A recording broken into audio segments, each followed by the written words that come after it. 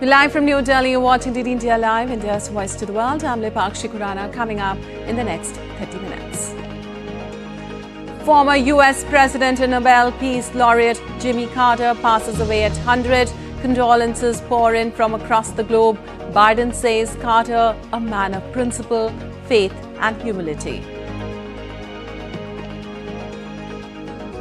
South Korea orders emergency safety inspection of the country's entire airline operation system following crash. Another Jeju Air jet experiences unidentified landing gear issue. India's External Affairs Minister Dr. S. Jaishankar to visit Qatar to hold bilateral talks on strengthening relations across various sectors. Indian Space Research Organisation to launch 2 satellites to demonstrate docking and undocking of spacecraft in orbit will become 4th country to enter the elite club.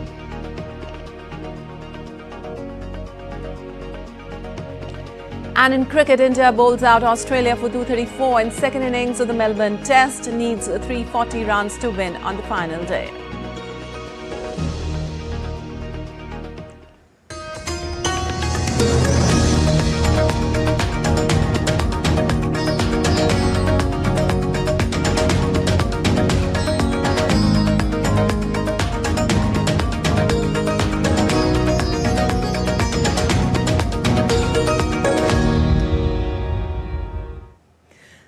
On to the details. 100-year-old former U.S. President and Nobel Peace Laureate Jimmy Carter passed away on Sunday. Carter rose from humble beginnings in rural Georgia to lead the nation from 1977 to 1981. Carter had been in hospital care since mid-February 2023 at his home in Plains, Georgia, the same small town where he was born and once ran a peanut farm before becoming governor of the Peach State and running for the White House. Carter was the longest-lived U.S. president, an outcome that seemed unlikely back in 2015 when the Southern Democrat revealed he had brain cancer. However, the U.S. Navy veteran and fervent Christian repeatedly defied the odds to enjoy a long and fruitful post-presidency after 4 years in the Oval Office.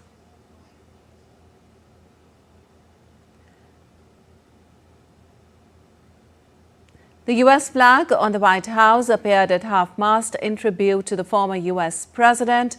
The American flag was also lowered to half-staff on Capitol Hill following the announcement.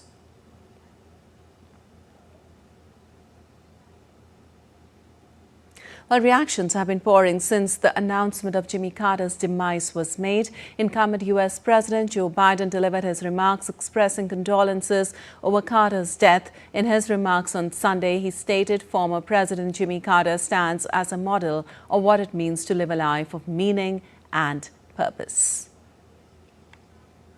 The entire Carter family, on behalf of the world, the whole nation, we send our whole heartfelt sympathies and gratitude. Our gratitude for sharing President Carter with us for so many years. You know, Jimmy Carter stands as a model of what it means to live a life of meaning and purpose, a life of principle, faith, and humility.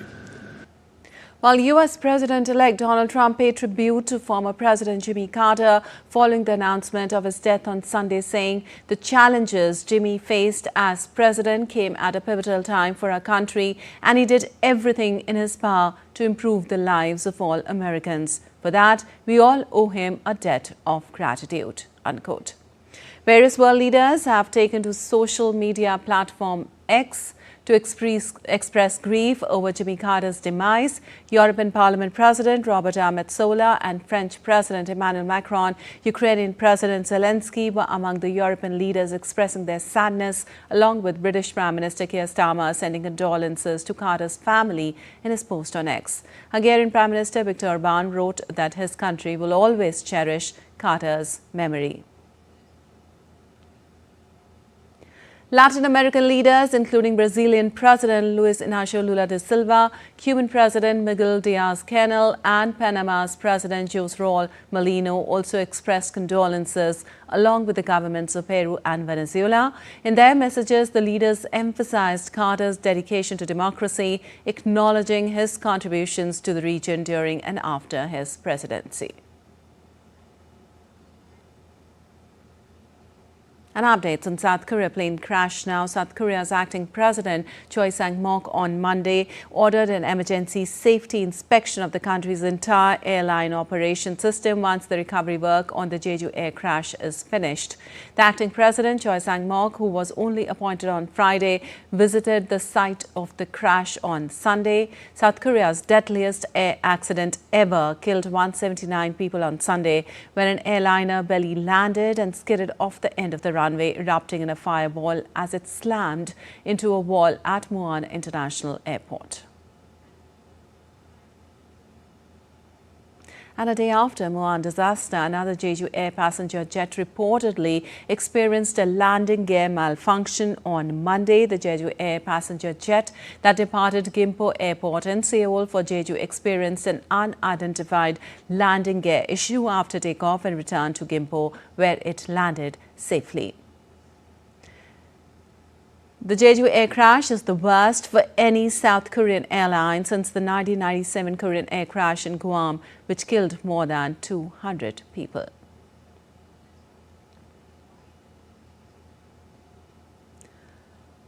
Well, the Muan airport crash also marks the first fatal accident for Jeju Air, one of South Korea's largest low-cost airlines, which was set up in 2005. The disaster is a national tragedy for South Korea, which has been embroiled in a political crisis after President Yoon Suk-yeol and his temporary successor were both impeached by the parliament.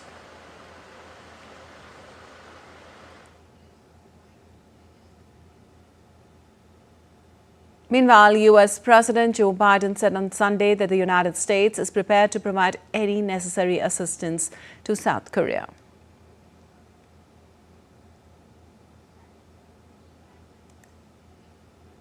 And Mikhail Kevalishvili was sworn in as president of Georgia on Sunday after the government suspended its application to join the European Union in a move that sparked major protest. The far-right former footballer was sworn in at a parliamentary ceremony. Georgia's four main opposition groups have rejected Kevalishvili and boycotted the parliament. The Georgian Dream ruling party and the country's election commission say that the October election was free and fair. The ruling party says Kevalishvili is the duly elected president. Outgoing President Salom Zurabishvili refused to step down on Sunday, saying she was the only legitimate president and vowed to fight on against the government. Zurabishvili said that Kevalishvili was not duly picked as the October parliamentary election was marked by fraud. Meanwhile, thousands of Georgians protested in the capital Tbilisi as the new president allied with the ruling Georgian Dream Party was inaugurated. A number of protesters were detained by police. Zurabishvili and protesters have demanded a rerun of the October general elections. And Croatia's incumbent president Zoran Milanovic won the most votes in the first round of presidential election on Sunday, but fell just short of a majority and will have to go to a second round. Facing off against other 7 candidates, Milanovic is leading in the polls with his main challenger Dragan Primorac far behind him. Milanovic, the opposition Social Democrats candidate, won 50.1% support. Primorac, the candidate of the ruling Croatian Democratic Union, won 22.3% support. The results came after an exit poll released immediately after the polling station closed. The two men will face each other in the second round of voting on January 12th. The post of president is mostly ceremonial. The president cannot veto laws but has a say in foreign policy, defense and security matters. And Chad voted in a general election on Sunday that the government had hailed as a key step towards ending the military rule. Voting was marked by low turnout. After polling stations closed, turnout stood at 52.37%. The opposition had called for a boycott of the election, saying the results had been decided in advance. Voting in Chad had taken place against a backdrop of recurring attacks by the jihadist group Boko Haram. The government has presented the elections as the final stage in the transition to democracy. President Mohamed Idris Deby Itno took power in 2021 after the death of his father, who had ruled the country for 3 decades. The opposition cried foul, saying numerous irregularities occurred the day before. The boycott leaves the field open for candidates aligned with the president, who was brought to power by the military in 2021 and then legitimized in a presidential election in May that opposition candidates denounced as fraudulent. And holding new elections in Syria could take up to 4 years, Syria's new leader, Ahmed al-Shara, has said in an interview with AI Arabia on Sunday. This is the first time he has commented on a possible electoral timetable since Bashar al-Assad was ousted this month. Shara revealed plans to draft a new constitution within 3 years. He also said it would take about a year for Syrians to see drastic changes. Shara vowed to dissolve Hayat Tahrir al-Sham, the rebel group he once led, signaling a shift towards state governance. He emphasized national unity, promising to protect minorities and resolve disputes, including with US-backed Kurdish forces. Assuring neighbors he rejected ties to the PKK and pledged unity under state control. Shara also appealed for US sanctions to be lifted, underlining strategic ties with Russia. And in Israel, relatives of hostages were not surprised to hear the gruesome conclusions concluded in a report released by the Israeli government, which stated that hostages held in Gaza were subjected to torture. According to the report addressed to the UN Special Rapporteur on Torture and published late on Saturday, hostages held in Gaza were subjected to torture, including sexual and psychological abuse, starvation, burns, and medical neglect. The report is based on interviews with the medical and welfare teams, which treated more than 100 Israeli and foreign hostages. The hostages include more than 30 children and teenagers. The Hostages and Missing Families Forum organized a candle lighting ceremony in Hostages Square in Tel Aviv to observe the 5th night of Hanukkah. I don't need to hear these things. I know it already for 150 days. Nothing is new. Everything is the same. And I feel shame, that our government, they don't do enough to bring us to the place that we belong, to the lightness, not to the darkness.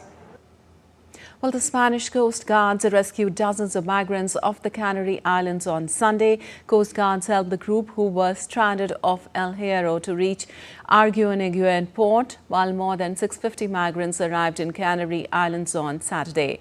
The Canaries have registered the fastest increase in arrivals by sea in the European Union this year.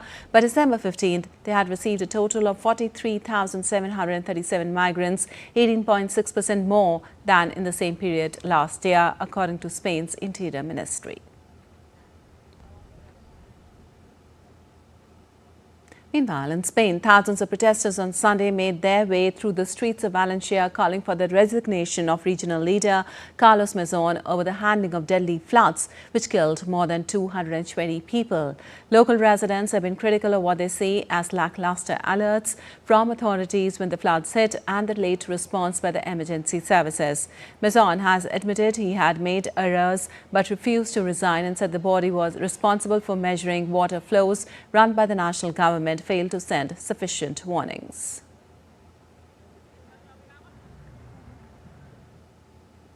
Well, big waves are pummeling the coast of Ecuador and Peru, leaving scores of ports closed and at least 2 people dead.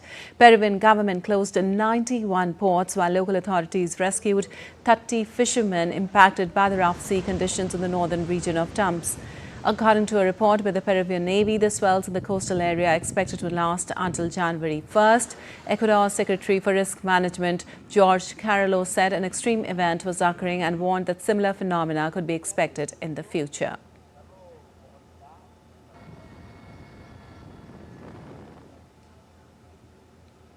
And now let's take a look at other stories making news across the globe. Brazil's government indigenous agency FUNAI has unveiled the first public images of the isolated Masaco tribe living in the Amazon. The photographs depict the Masaco people who inhabit the western state of Rondônia near the border with Bolivia. The images also include photographs of infrastructure assembled by the Masaco people, pathways they use, and wooden spikes believed to be a deterrent against intruders into their territory. The Jewish holiday Hanukkah was welcomed in the German capital on Sunday evening at the annual menorah lighting ceremony in front of Berlin's iconic Brandenburg Gate. The Berlin menorah was lit with the flame, which will later be replaced by light bulbs.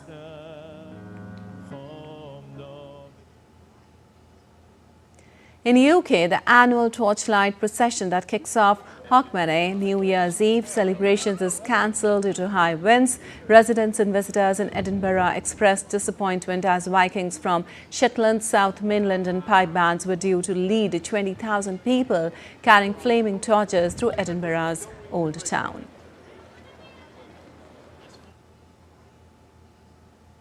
Ahead of the famed ball drop on New Year's Eve, crowds gathered to watch a practice confetti drop in New York City's time on Sunday. Tourists and locals had the chance to write down their wishes for the coming year on scraps of paper that will be mixed in with the confetti released during the New Year's Eve celebration.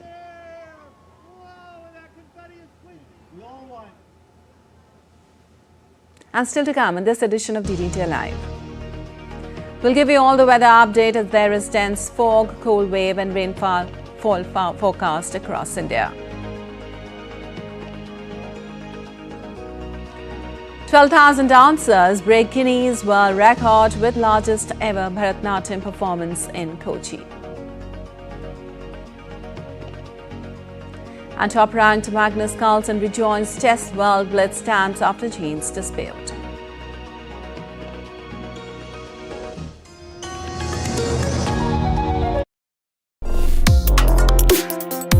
Complex issues, hidden agendas, twists and turns, strategic games. We think all dots are linked, we just need to connect them. Join me every week as I connect the dots to unravel hidden designs in statecraft, mysteries and decode issues that matter to you. Watch Connecting the Dots with me at these times on DD India.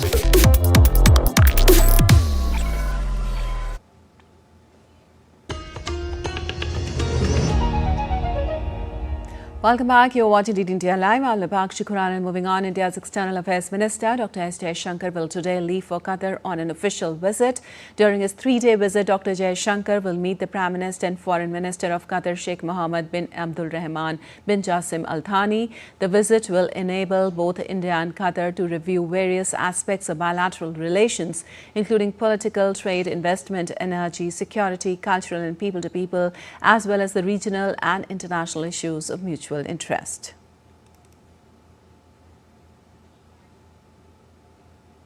An Indian space research organization is set to launch its space docking experiment Spadex on Monday. The mission will use PSLV C-60 lifting off at 21:58 IST from Sriharikota. Spadex marks a milestone showcasing India's expertise in spacecraft docking technology. Spadex will deploy to identical satellites. Key objectives include performing precision rendezvous and docking maneuvers, validating power transfer between docked spacecraft and operating payloads post-undocking with a 2-year lifespan. This capability is vital for India's lunar and interplanetary missions.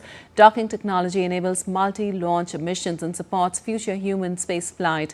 Only the US, Russia and China have mastered such advancements so far.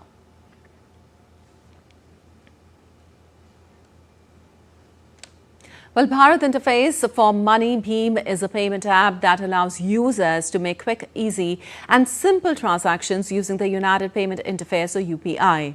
The National Payments Corporation of India developed Bheem and launched it on October 30, 2016. The app's goal is to promote financial inclusion and make India a digitally empowered society. More on this report. Bharat Interface for Money, Bheem, is a payment app for quick and easy UPI transactions. Launched by the National Payments Corporation of India on December 30, 2016, it aims to promote financial inclusion and a digitally empowered society. India's digital public infrastructure has grown to become a role model for the world. So other countries could copy and learn from India's experience, but they should also tell themselves, we don't have to depend on the rich countries. We may not even want to let the rich countries be the ones who are in charge, because they may not lead to the kinds of improvements in the quality of life that we really want for our citizens. Users can send and receive money via UPI ID or QR code, pay bills, book flights, and recharge phones, tracking their transaction history. Since 2016, UPI has enabled fast, secure transactions for individuals, merchants, and banks. In 2023, Mark Rutte, then Netherlands' Prime Minister and now NATO Secretary General, was impressed by buying coffee in Bengaluru using UPI. Well, it looks very simple and easy, but I have no idea of all the ramifications, so I cannot claim that I'm now an expert on this, but it was fascinating to go through the experience once. But more importantly is what you can buy with it. Here's how Beam UPI works. VPA, unique address for transactions. Mobile Aadhaar, link to bank account for easy access. UPI PIN, 4 to 6 digit secure PIN. Limits, daily transaction limit of 100,000 rupees or approximately $1,370. Not only seeing people buying groceries, but also being very impressed by your UP, Unified Payments Interface, a digital instant payment system if you would just buy fruits on the street. I thought this would be impossible in Germany. Most major banks in India, including public sector, private sector, and cooperative banks, participate in the Beam UPI ecosystem. The system is also accepted in a few other countries such as Singapore, UAE, Bhutan, Nepal, Sri Lanka, and Mauritius, due to partnerships and collaborations between NPCI and other countries' payment systems. Additionally, NPCI has enabled cross-border transactions with the United States and United Kingdom and is exploring more partnerships globally. Bureau Report, DD India. And weather updates from across the nation now. India Meteorological Department has forecast dense to very dense fog over Punjab, Haryana and Rajasthan during the next 2 to 3 days. Dense fog conditions are also likely to prevail during late night and early morning hours in Himachal Pradesh, Uttar Pradesh, Assam, Meghalaya, Nagaland, Manipur, Mizoram and Tripura. The Met Department has predicted cold wave conditions over Punjab, Haryana, Chandigarh and Rajasthan during the next 3 days. IMD also forecast light to scattered rainfall and snowfall over western Himalayan region from 1st to 4th of next month due to western disturbance. And in Indian Union Territory of Jammu and Kashmir, the traffic on Srinagar-Jammu National Highway plied normally after 270-kilometer long highway was reopened for vehicular traffic on Sunday. The highway remained closed for 2 days since Friday following inclement weather and heavy snowfall in Kashmir region. All stranded vehicles were cleared to reach their destinations on both sides of the highway. However, the Mughal Road, Sonmarg-Kargil Road and Bandherwa-Chamba Road in Jammu region remained closed due to snow accumulation. The snow clearance operation by Border Roads Organisation is underway at Georgila Pass to clear it for traffic movement between Srinagar and Kargil in Ladakh region. The train service between Baramulla and Benihal ran as per schedule with speed limit due to snow accumulation on rail tracks. Air traffic at the Srinagar International Airport was also restored on Sunday. And around 12,000 dancers performed Bharatanatyam in southern India's Kochi to register their name in the Guinness Book of World Records. Apart from Kerala, dancers from various states and foreign countries, including Gulf countries, US, UK, Australia and Canada, participated in the record-breaking event. Guinness authorities handed over a record certificate for the event organized by Mridanga Nadam.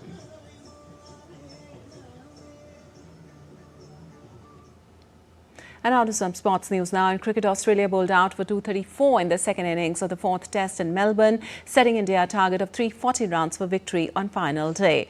Australia's final wicket stand was brought to a close early as Nathan Lyon was bowled by seamer Jasprit Bumrah for 41 off the 10th ball of the day. The host left India with a target higher than any team has successfully chased in the fourth innings of a Melbourne test. Bumrah claimed 5 for 57, taking his total to 9 wickets in the Melbourne test, and Mohammad Siraj also supported with 3 for 70 in the second innings.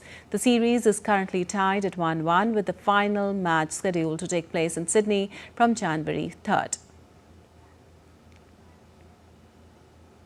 And top-ranked chess player Magnus Carlsen has confirmed his return to the World Blitz Championship tournament on Monday. Fied has agreed to relax a dress code that had previously led to him being fined and excluded from a late-round game in another tournament for refusing to change out jeans. Fight president Arkady Dvorkovich stated on Sunday that tournament officials would now consider allowing jeans paired with a jacket and dress code.